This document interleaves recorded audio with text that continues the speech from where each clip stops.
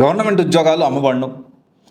Group 1 ఉద్యోగాలు కానీ, SI ఉద్యోగాలు, లేకపోతే కానిస్టేబుల్ ఉద్యోగాలు, లేకపోతే ఎస్ఎస్సి ఉద్యోగాలు, లేకపోతే యూపీఎస్సీ బోర్డును కూడా మ్యానిపులేట్ చేసి ఉద్యోగం సంపాదించడం.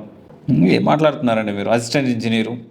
సో ఏం మాట్లాడుతున్నారు ఏంటంటే ఇది ఈరోజు ఒక ఇన్సిడెంట్, 2 రోజుల క్రితం ఒక ఇన్సిడెంట్ జరిగింది. 114 మంది విద్యార్థుల్ని అరెస్ట్ చేశారు. 3 బస్సులు వెళ్తూ ఉన్నారు. ఎక్కడికో తెలుసా? మన శ్రీకాకుళం నుంచి ఒరిస్సాకి వెళ్తున్నారు ఎగ్జామ్ రాయడానికి. ఒక్కొక్క పర్సన్కి 25 లక్షలు. ఎస్ఐ పేపర్ లీక్ గురించి మాట్లాడుతూ ఉన్నాను నేను, సబ్ ఇన్స్పెక్టర్. అయితే దీనికి ముందు తెలంగాణలో 2023లో పేపర్ లీక్ స్కామ్ గురించి మనందరికీ తెలుసు. దాదాపు 49 మందిని అరెస్ట్ చేశారు. దాదాపు 15 ఎగ్జామ్లు కంటిన్యూస్గా ఈ పేపర్ లీక్ స్కాండల్ అనేది జరిగింది. దానివల్ల కోర్టు కూడా కొన్ని హాల్ట్ చేసింది. Group 1 assistant engineer and assistant executive engineer, ఇలాంటి తర్వాత ఇన్స్పెక్టర్ మోటార్ సంథింగ్ వెహికల్ సంబంధించిన ఆర్టీఐ ఇన్స్పెక్టర్, దానికి సంబంధించిన ఎగ్జామ్ కూడా ఆగిపోయింది. ఇది ఒక పక్క. Government city neat paper leak, ఇదంతా మనందరికీ తెలుసు. ఎంత సంచలనమైంది ఏంటి అనేది మనందరికీ తెలుసు. దీంతోపాటు ఎస్ఎస్సి ఎగ్జామ్ చాలా ప్రొటెస్ట్ చేశారు చాలామంది.